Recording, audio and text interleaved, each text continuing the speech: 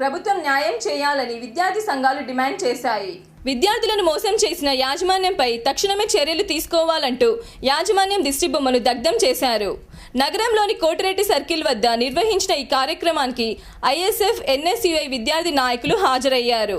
యాజమాన్యానికి, రాష్ట్ర ప్రభుత్వానికి వ్యతిరేకంగా నినాదాలు చేశారు.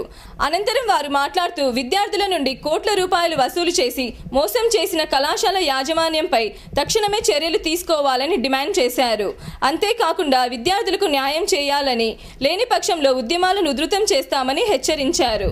కడప నగరంలో ఉన్నటువంటి ఫాతిమా కళాశాల యాజమాన్యం విద్యార్థుల భవిష్యత్తుతో చెలగమాటమాడుతూ ఎంసీఏ అనుమతి లేకుండా ఎంబీబీఎస్ కొరకు అడ్మిషన్లు చేయించుకొని లక్షలాది రూపాయలు ఫీజులు వసూలు చేయడం జరిగింది. దీనికి నిరసనగా గత 12 రోజుల నుండి ఇదిగో వాళ్ళకి అది చేస్తాం, వాళ్ళకి న్యాయం చేస్తామని చెప్పి,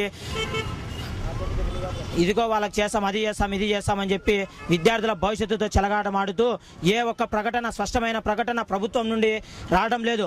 స్పష్టమైన ప్రకటన మాకు తెలియజేయాలని చెప్పి ఎన్ఎస్యుఐ, ఐఎస్ఎఫ్ ఆధ్వర్యంలో కోటిరెడ్డి సర్కిల్ వద్ద ఫాతిమా కళాశాల యాజమాన్యం దిష్టిబొమ్మ దహనం చేయడం జరిగింది. అయ్యా, మేము ఒకటే డిమాండ్ చేస్తున్నాం, వాళ్ళు ఎంబీబీఎస్ చదివే విద్యార్థులు, వాళ్ళ భవిష్యత్ నాశనం అవుతుంది. మీ యొక్క అనుమతులు మీరు అన్ని పక్కన పెట్టుకోండి. అనుమతి లేకుండా ఏ విధంగా చేసినారో ఆ యొక్క కళాశాల యాజమాన్యాన్ని శిక్షించండి, కానీ విద్యార్థులను శిక్షించద్దండి. విద్యార్థులకు దాంట్లో ఏమి తప్పు లేదు.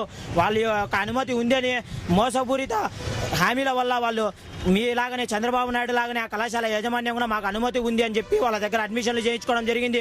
ప్రస్తుతం అది అనుమతి రాకపోవడం ఇది పాఠశాల యాజమాన్యం చేస్తున్న తప్పే తప్ప విద్యార్థులు చేస్తున్న తప్పిదం ఏమి